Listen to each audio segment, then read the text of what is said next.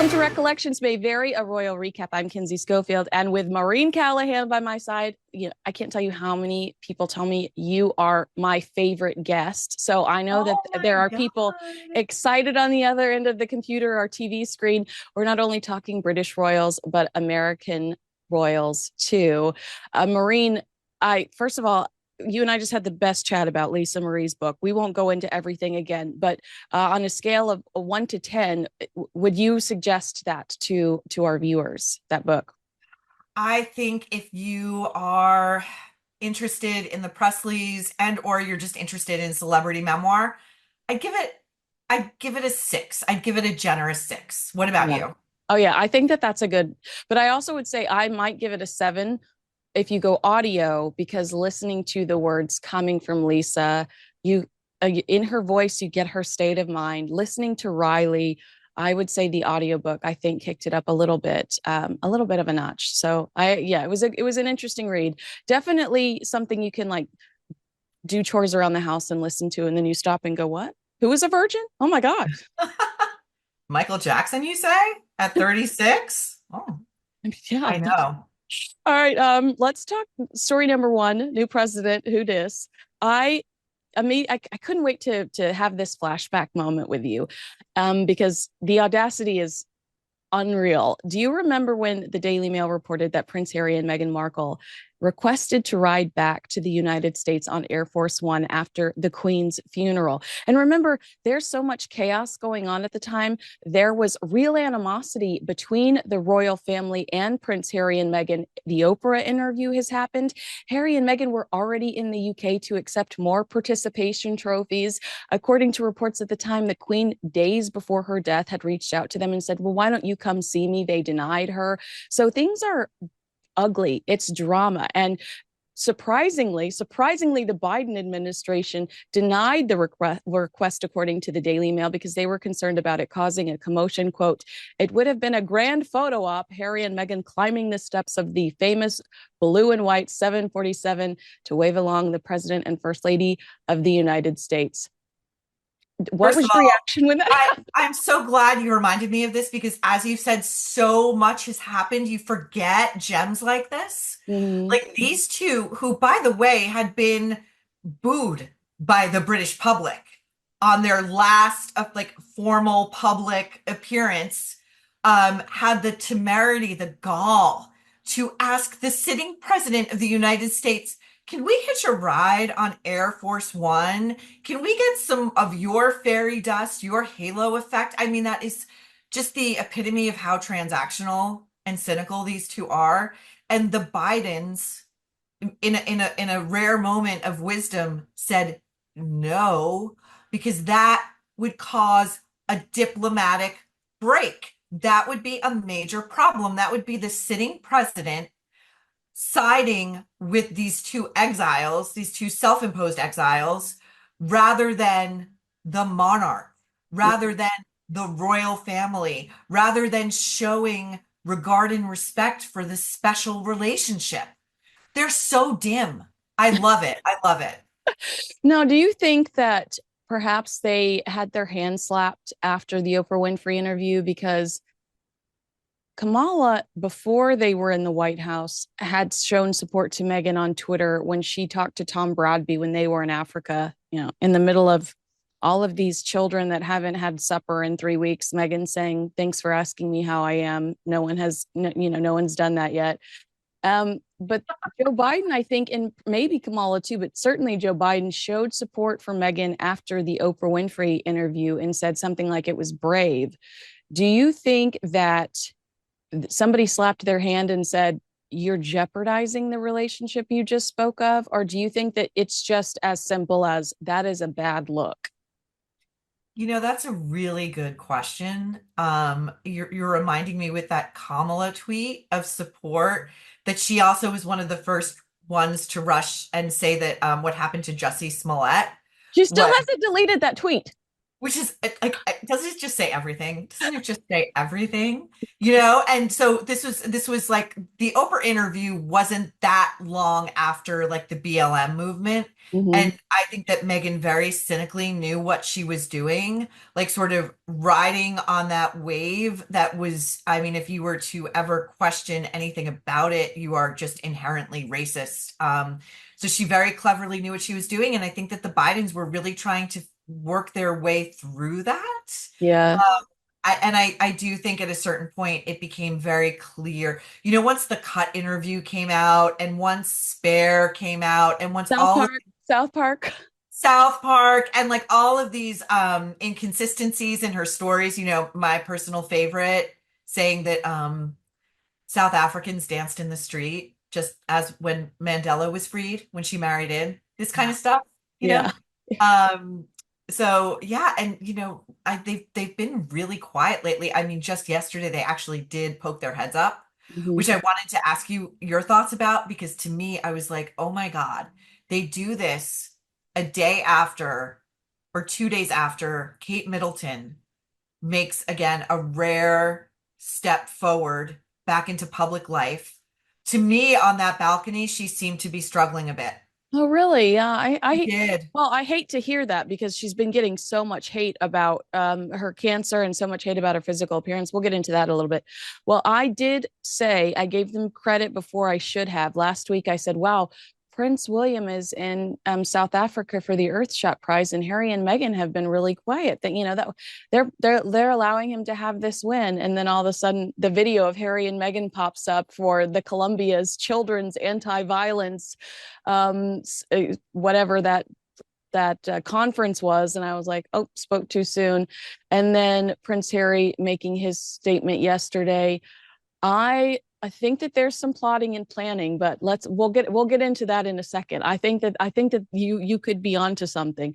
I did want to ask you regarding Harry and Meghan what their relationship will be with the Trump administration. Would they have the gall to ask Trump if they could jump on Air Force One? I think that they had a very different relationship with the Bidens.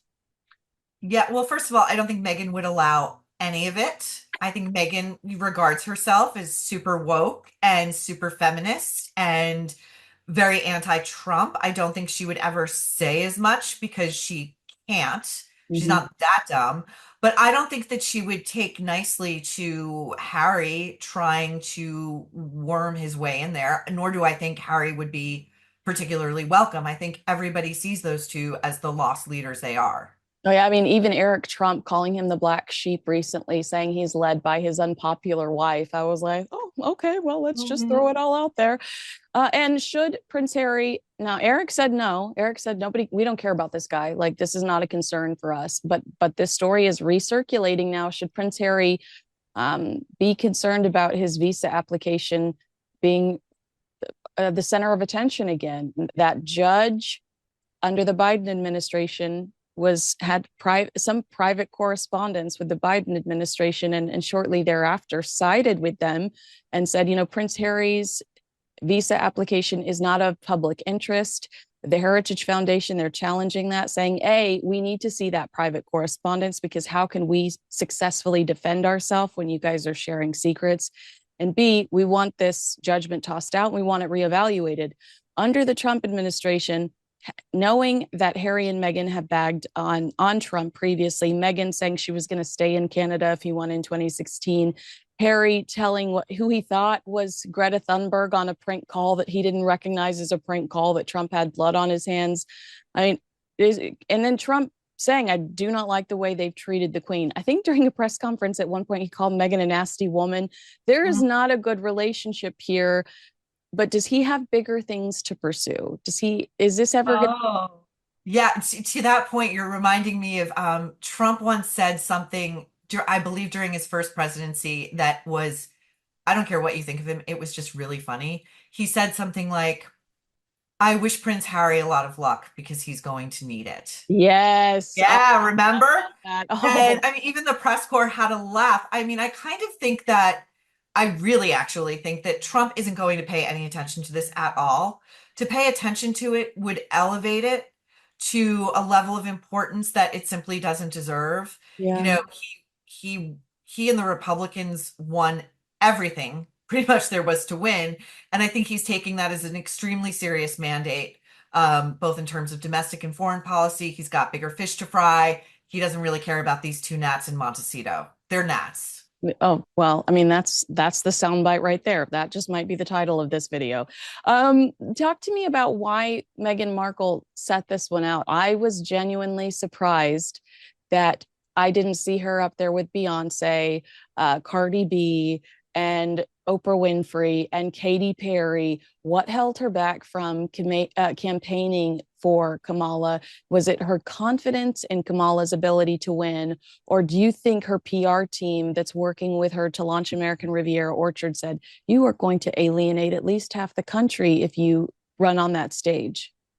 My theory, I like your second theory a lot, but my theory is she never got an invitation. And Savage. I think that because I don't think an invitation necessarily would have led to her appearing on a stage or issuing a public endorsement, but I think that she would have had it leaked that Kamala's team or Beyonce's team or whomever wanted her to show up in solidarity. She got the invite. She's welcome in these quarters, but she just couldn't do it for diplomatic reasons, even though she's a non-working royal. She would have loved nothing more, I think. That's just my theory.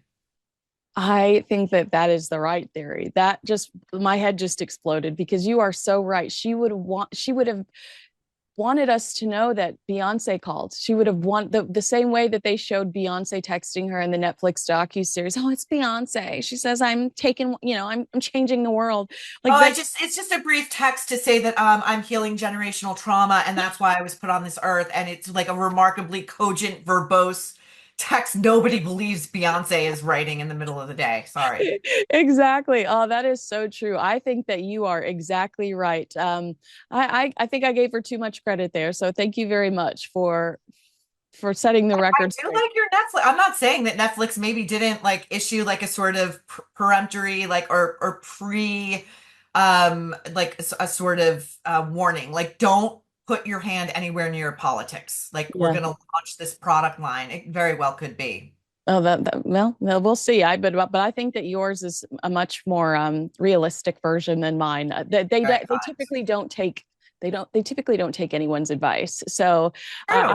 all right, let's talk about how Prince Harry. You've already basically answered this question. I think the overall question for me is there anything Prince Harry could do politically that might upset the Trump administration or get on his radar? And you'll remember when he talked to Dax Shepard, I have in my script, Kristen Bell's husband.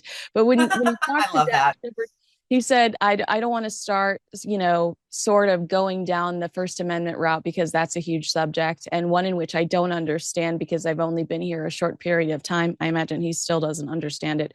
But you can find a loophole in anything and you can capitalize or exploit what's not said rather than uphold what is said. I've got so much I want to say about the First Amendment, which he can say because of the First Amendment, as I sort of understand it, but it is bonkers. He's also a member with Katie Couric, who wrote in her book about what a drunk he was. So that yeah, I'm always like so curious when these things happen. Katie writes about meeting you and you reeking of booze, and then you guys are on this Aspen Institute panel together. How does that work? But they're on this commission on information disorder tackling disinformation and campaigning for new rules and regulations around how we interact online. And the statement you referenced earlier, he released the statement on Veterans Day where he said, in part, at a time of global uncertainty, remember the unity and purpose that defined your service and do not hesitate to put that into action in your communities. To me, this is the type of I guess activity. This is the type of language that could get him in trouble with the new administration. I think that they might be like, you need to sit down. You're a royal. We went to war, so we didn't have to hear you over here. Honestly, Kinsey, I don't know what that means. We're all supposed to put into action things in our communities. Like, what is that? I don't Yeah. understand what that means. I don't get it. And when he's talking about disinformation as a pet cause, again, the cognitive dissonance. You put out so much disinformation about your family, about the royals, about, I mean, Netflix was it was a propaganda piece. It's to me, it's on the same level as Meghan Markle's constant edicts to be kind, when I think she is, to paraphrase our new president, one of the nastiest women Yeah. around. She's so mean. She's got staff fleeing in droves, in tears. She cannot keep a chief of staff. She cannot execute a success of any kind, I think, because, as you said, she will not listen to people. She thinks that she knows best. She has excommunicated every member of her family save her mother. Mm-hmm. So I don't, again, I think as badly as they want to be change agents, and if they can't be change agents, then chaos agents is good enough. Wow. I think they're going to be treated by this administration the way they are being treated by the royal family, which is to say they are going to be gray rocked. Oh, that's such a good point. And I truly think that it is killing them that the royal family doesn't acknowledge them anymore, and they're simply not allowing them to have any additional content. Everybody's like, oh, what an olive branch, Prince Harry didn't update his book. Actually, Prince Harry's run out of content, guys. There's nothing new to say, because everybody's kind of put him at an arm's length. Now, did you interpret the line "at a time of global uncertainty"? To me, maybe I'm just being negative Nancy, but I felt like that was him expressing disappointment in the new administration. Definitely. Okay, good. Definitely. Absolutely. I don't think he's well read enough, or frankly interested enough in geopolitics. I don't think he's talking about the Middle East. I think you're Yeah. absolutely right. It's Trump. He's talking about the Middle East. All right. So, what do you think his objective is? How does he want to be seen? Because we'll get into Meghan here in a second, but we are seeing an awful lot of Prince Harry. Did you know that on last Wednesday he was in Chicago at a Pat Tillman gala? Um, No. yeah, yeah. So, I mean, he is continuing to independently show up at places without Meghan Markle. And I know we've talked about a professional divorce before and everything, but what's he trying to be seen as? He stood up there with a motivational speaker and the CEO of the Pat Tillman Foundation and talked to 40 Pat Tillman scholars. Like, is is he trying to be seen as what I initially thought he was going to launch himself as, which was this like thought leader, motivational speaker? And if so, is it too late in the game? I know way too much about your hootie now. Like, thanks to Spare, like I've thought, I visualized, I can't take you seriously anymore. The Todger, the box of Diana's dead hair So on the end table while they tried to conceive. I, well, I agree with you. I think he is trying to position himself as a thought leader, because I think it's sort of a mirror of his intellectual insecurities, which are, mm, I think, very well founded. It's like, well, I really want people to think I'm smart. Like, smart people don't think that way. They're just yeah, smart. You know yeah, what I mean?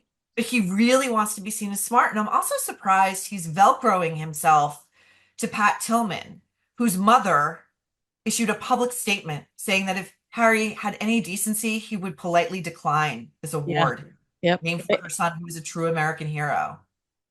And he sat next to Pat Tillman's widow. I don't know if his mom was in Chicago, but it didn't sound like she was. But to me, I talked to somebody yesterday who argued, well, at least he's committed to it, and this isn't just another participation trophy. But I said, look, my biggest argument for Prince Andrew not going back to becoming a working royal, innocent until proven guilty, although guilt by association, is that it was Queen Elizabeth that said, I'm taking away this position from you.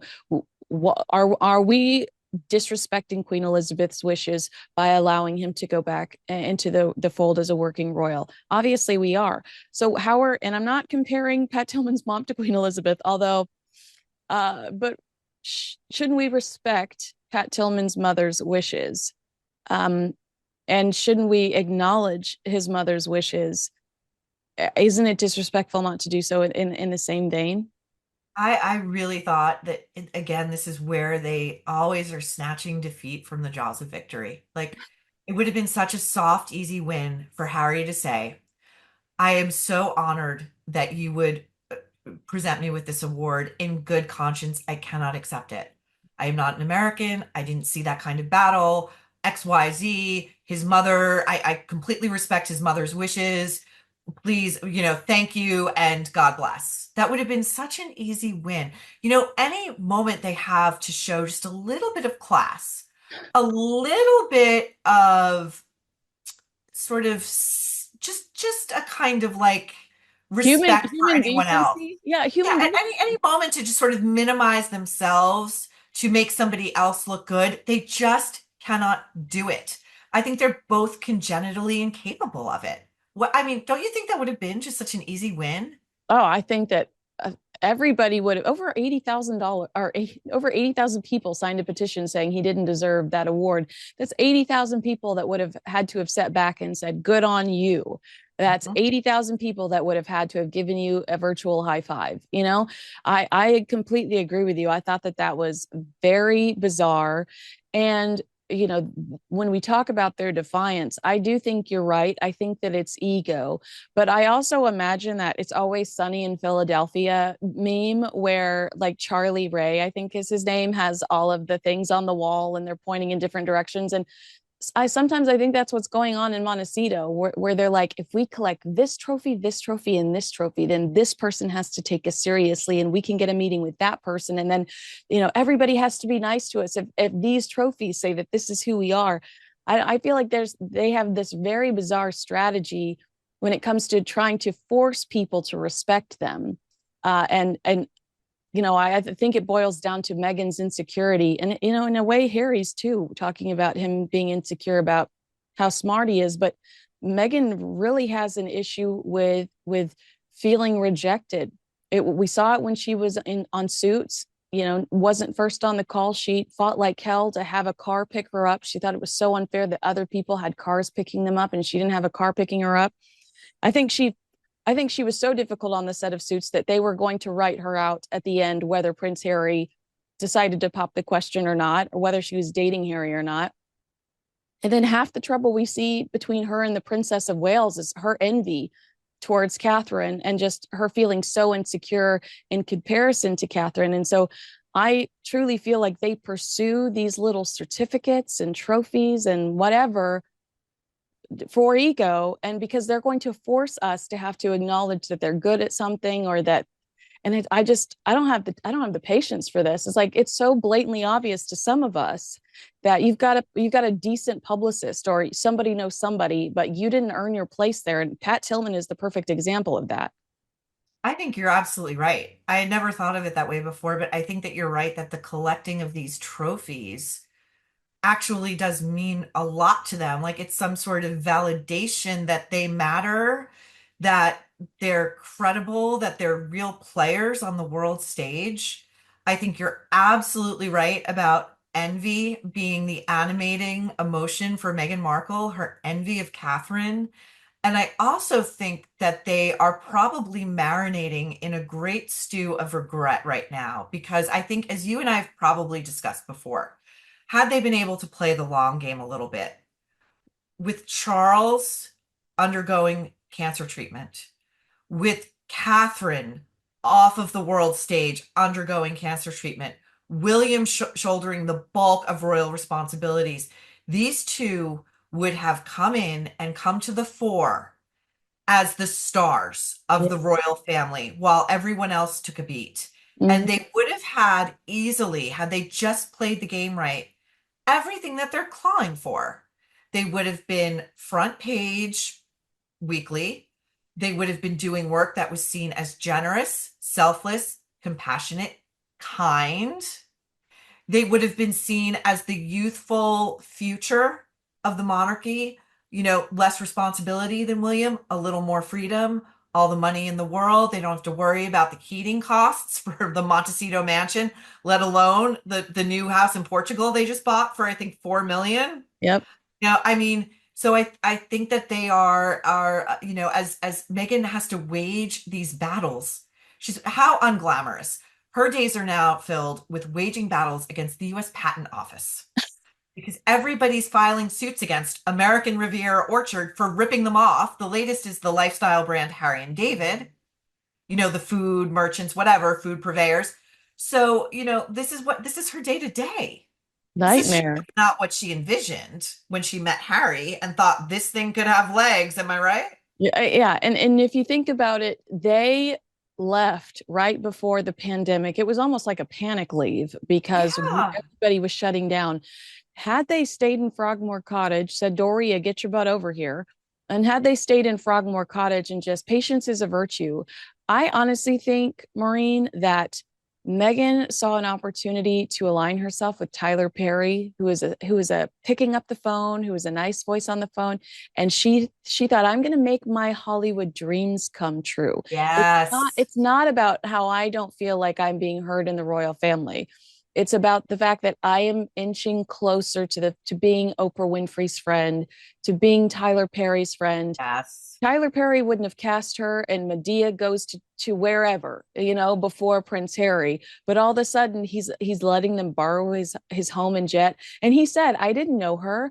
I just reached out to her and said, what you're doing is really special for young Black women all over the world. And then all of a sudden Meghan clung to that, and I just think she was chasing fame the entire time. And it's less about, oh, they're so mean, and more about, I see an opportunity and I'm going to take advantage of it. Because had they stayed in Frogmore through the pandemic, through everybody shutting everything down, by the time we came out on the other side, feelings wouldn't have been hurt anymore. We all experienced horrible things and lost friends and family, but instead they sat in the States, stewed, and what word am I schemed with Oprah Winfrey about this interview. I think you're so right. And I mean, you go back to their wedding day, George Clooney is invited. He's like, I don't know her. I don't Yeah. know him. Oprah's invited. I don't know her. I don't know him, but she was thinking ahead. I'm going to get that first interview. Reese Witherspoon was invited and turned it down because she said, I don't know her. Why would I go? That's hilarious I and so love true. that. I Yeah. love that. I mean, I think I would have gone just for the experience of it, Oh for yeah. like the weirdness of it and the uniqueness. But I think you're absolutely right. And I think what is got to be equally upsetting to Meghan is okay, so she is befriended by no less a mogul than Tyler Perry, who has like 1,000 studios in Georgia alone. Like he is keeping the state of Georgia Okay. financially intact, Yeah. his empire. He can't find a single project for her. He can't like nobody, none of her friends want to employ her in any way. I would Except bet except except to go on the Suits rewatch podcast, and how humbling is that? did she get an invite for that? Yes, yes, and they said that Oh, she could potentially do that, and I'm like, oh no, oh no. wow. It's not like it's the Sopranos rewatch Yeah. either. I don't know. I wonder how many ears they get for that thing, but it's got to be a double humiliation. Like she knows these people in positions of power. Remember, right after they left, Meghan and Harry on the red carpet with Bob They Iger. were still there. They were still in the royal. That's how savage these two were. Oh, That's they how, were still in the royal yeah, family then. that Oh is, my God, my mistake. yeah, she was I think she was preggo with Archie there. So yeah, that was that they were already scheming. They were already plotting. Okay, so here's the headline that dropped just before we logged on together. And I was like, I'm just going to ambush you with this. Right. Lonely Meghan Markle to launch major charm offensive for Christmas. An insider has revealed that this festive period will see Meghan Markle launch a major charm offensive as the Sussex's popularity begins to drop. Haven't we suffered enough? But it says, an insider told Closer magazine a lonely Duchess of Sussex will plan to strengthen her friendships this festive season. They said Meghan has been meticulously curating gift packages filled with a selection of all her favorite things, and of course, plenty of her jam to send to the who's who of Hollywood. Did you just puke in your mouth? And how to me, I read that and I go, of course she's going to try to steal the thunder off of Catherine's upcoming Christmas Carol concert. Right. but Right. but like, what is your reaction to that? Well, again, when I think charm, I think Meghan Markle, none other. When I think how to win people over and influence them, I think Meghan Markle, none other. And also, when I think of really trying to win people over with thoughtful gifts, nothing beats giving people things I love rather than the things I think they would love, that I know them well enough to know they would love. So again, we're just taking guns off the wall and shooting ourselves in the foot every which way possible. I can't wait. I can't wait. And Catherine is going to dominate the holiday season when Yes. she comes out for her Christmas event. She is beloved. She has shown what it is to really have strength, character, class. She has won people over like never before. And I get, again, Meghan Markle, my favorite performance artist. I can't wait to see what she does this holiday season. Do you agree that it's one step above giving people your used baby clothes? Interesting.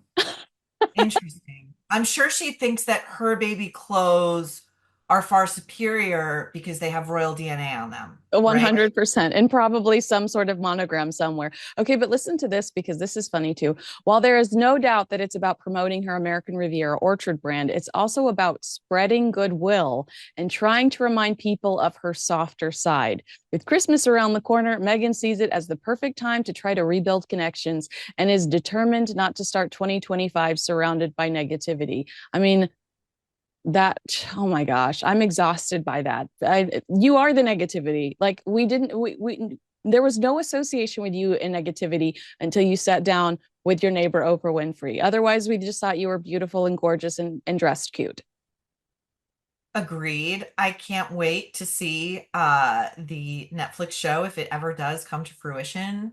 I also think if she meant any of this, if she meant a sliver of it, what she really would have felt was deep regret and remorse for the way that she tried to engage with Kate Middleton, Mm-hmm. the way in which she allowed her to be written about in Spare, giving those private text messages to Harry to publish for the world to see, that a diagnosis of cancer in a young mother of three, the future queen, would cause her to reflect and maybe work very quietly behind the scenes to make it up to her in some way. I mean, that relationship will never be anything of substance ever. You can't come back from what she's done. But Exactly. she could work a little bit just to gain a little bit of forgiveness, a little bit of goodwill. And again, her focus isn't there, really where it should be, on her sister-in-law. It's just not. It's on winning over a faceless, vast group of future consumers. That's what this is about. It's fully transactional. She's disgusting, and it's going to be another massive flop. Yeah, I mean, like imagine if because they said that the only thing we've heard is that they've reached out to William and Catherine privately. But imagine if Harry and Meghan did an event or went to some sort of gala or something for cancer and just quietly mentioned to their press release system, People Magazine, that they were there to support the Princess of Wales. I mean, like there are teeny tiny, blatant but teeny tiny things they could do to acknowledge that somebody's having a harder time than they are. But they just refuse to do it. They are just so they live in their own little victimhood bubble. But I'm glad you brought this up because I am pretty good about staying off social media to stay sane. I had no Mhm. clue that there were all of these conspiracy theories about Catherine faking her cancer. And so, I mean, I have here, never in my life did I think I would see a headline like, Did Kate Middleton actually have cancer? This is coming from OK Magazine.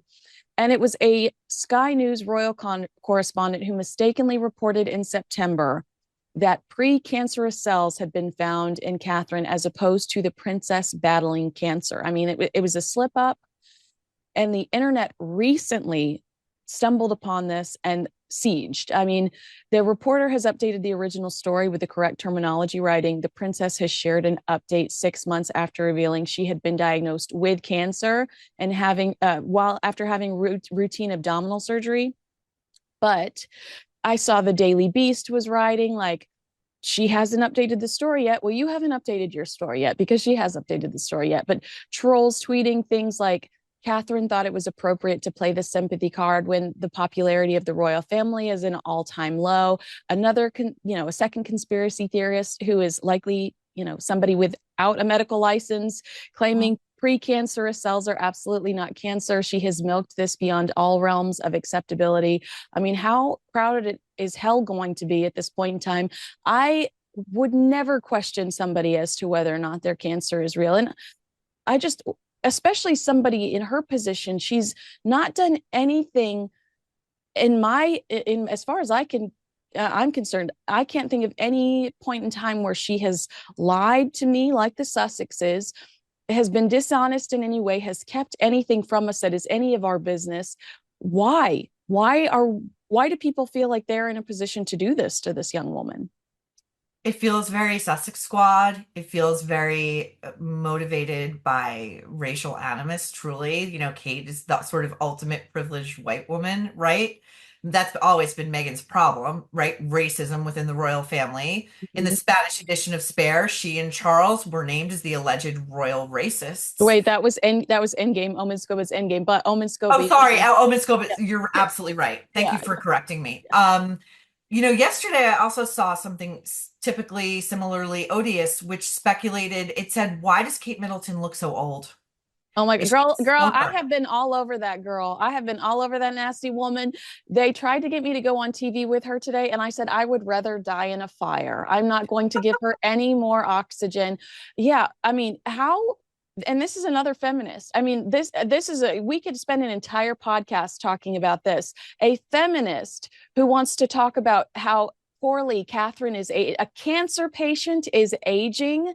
Mhm. You're going to comment on another woman's physical appearance and you call yourself a feminist. I mean, let's not even, aside from the fact that she is suffering from cancer or hopefully cancer free right now, you would have the audacity to comment on her physical appearance. I mean, what is your reaction to that? How do you comprehend? I also feel like it's two sides of the same coin, right? To say, like, why does she look so old? Is she a smoker? Is to say, well, it couldn't have been rounds and rounds of chemotherapy after what was surely a major abdominal surgery. And to sort of hook it in that line of that precancerous cells and there's no such thing. I think they were taking that from the statement the video that she issued when she said, I'm having preventative chemotherapy, which Mm-hmm. there's really sort of no such thing. I mean, chemotherapy is given even if they have cut all the cancer out in case there are microscopic particles that cannot be detected by the most sophisticated machines. So Yeah. as those people, they will have their karmic retribution coming for sure.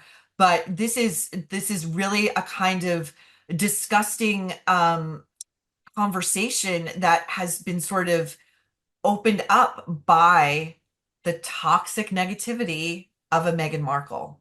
To Yeah. circle back to your point. Yeah, for And, sure. interestingly enough, the only reason I know of the woman that went after Catherine about her age is because she is a Meghan Markle sympathizer. And she's like one of the 5 people that will get paid to go on TV to defend Meghan Markle. And I'm like, the irony that you will go. And she's like, you're making it about race by bringing up Meghan. Actually, the only reason I know who you are, apparently you were a Big Brother contestant. Oh, Congratulations. But wow. the only reason I know who you are is because you're one of the 5 people that get paid to go on TV to say, oh, woe is Meghan Markle.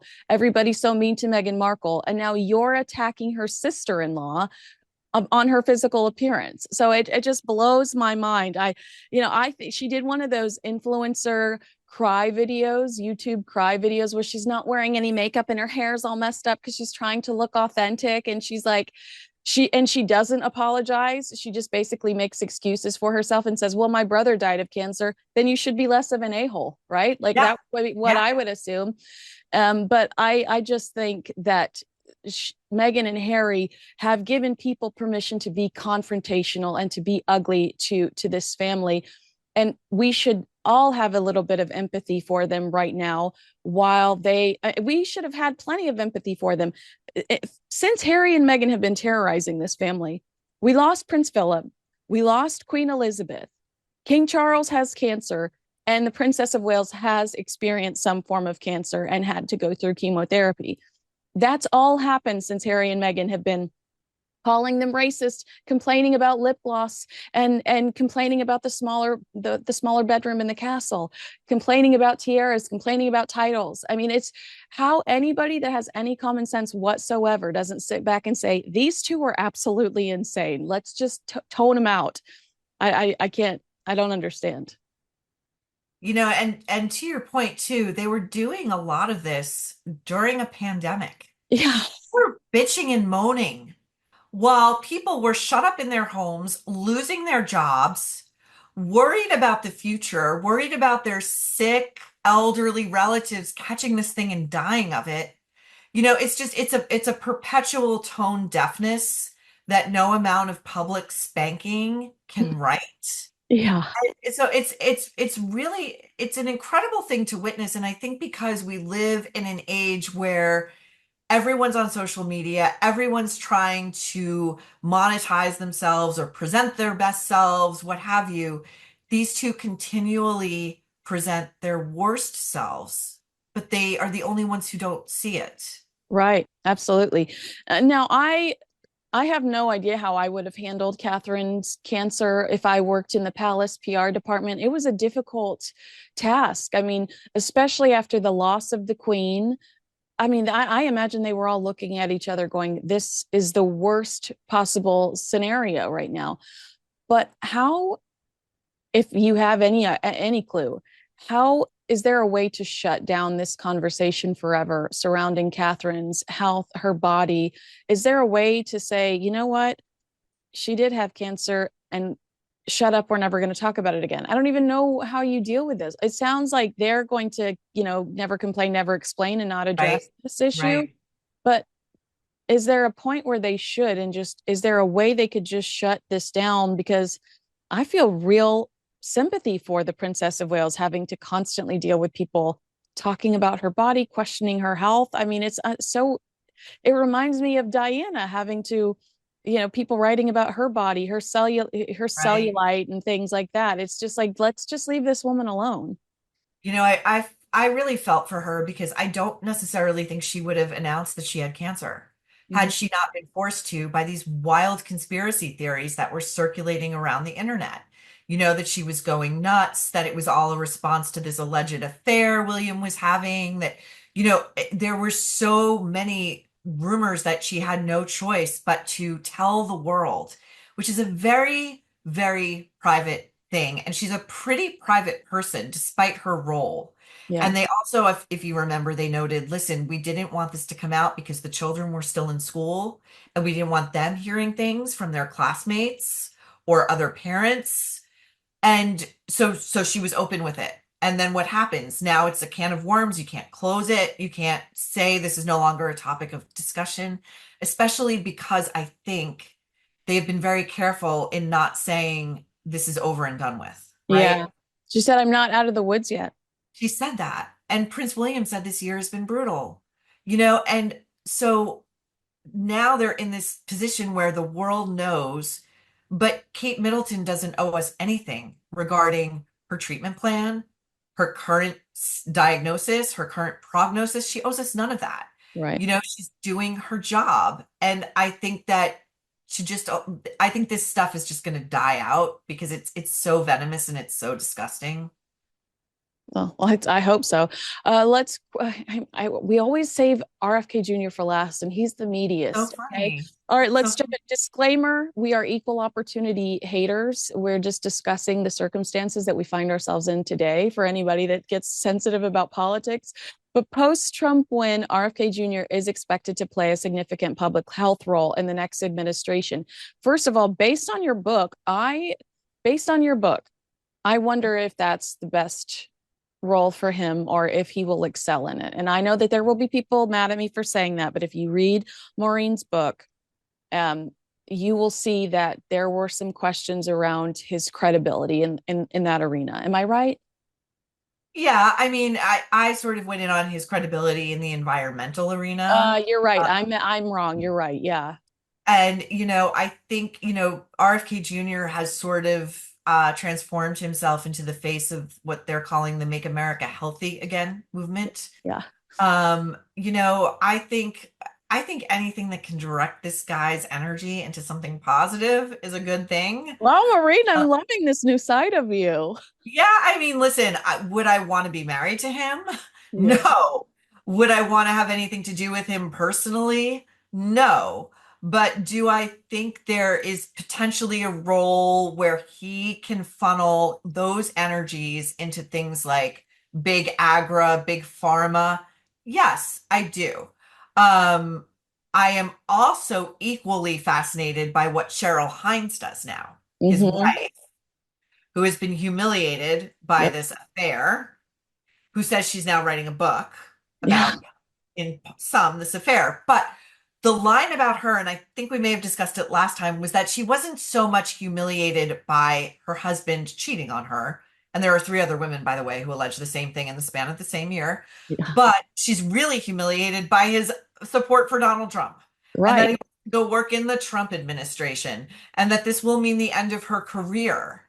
And I wonder if the marriage can survive this Yeah. because Oh, I she's here wanted to know if Hollywood. you, I wanted to know if you thought she would be blacklisted now because there's going to be some real resentment over the election results. Will people, I mean, I know I guess Curb is over. So Yeah. will people not hire her because they're mad at her husband? And there's no question that Bobby Kennedy's endorsement of Donald Trump helped push him across the finish line, if in my opinion. Yeah. I think that she's toast in Hollywood. Whoa, Definitely. that's so And fascinating. listen, it's not like the world's losing a brilliant actress. Let's just be honest. We're not. So I think that she's done. I think that, and this puts her in a very interesting position too, because what is she going to live off of? Bobby's money. And her book, whatever and it's like you said, nobody's going to give her a lucrative book deal without some of those secrets. That had to be on the table. 100%. And I don't even know that she has a book deal yet because we would have been reading about it by now. That's a Like good Cheryl point. Hines signs like six-figure deal, seven figures probably with publisher X. Yeah, We're that's a good not point. hearing about that. Uh, really quickly before I let you go, thank you for being so generous with your time today. I can't stand Jack Schlossberg. They're saying that he's the second coming. I think his internet activity is beyond obnoxious.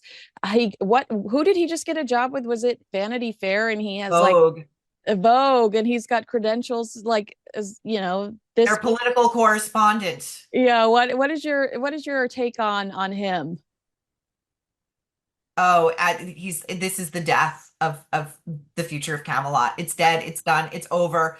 This is a guy running around the aisles of CVS making TikTok videos in which he's singing along to show tunes or he's skateboarding shirtless or his Vogue contributions were really not it wasn't the written word so much as it was this TikTok idiocy where he's sitting around with Dem party leaders and the likes of Doug Emhoff, smacked his ex-girlfriend, never forget, knocked up the nanny, never forget, allegedly, and asking whether ketchup and mayo were condiments or sauces.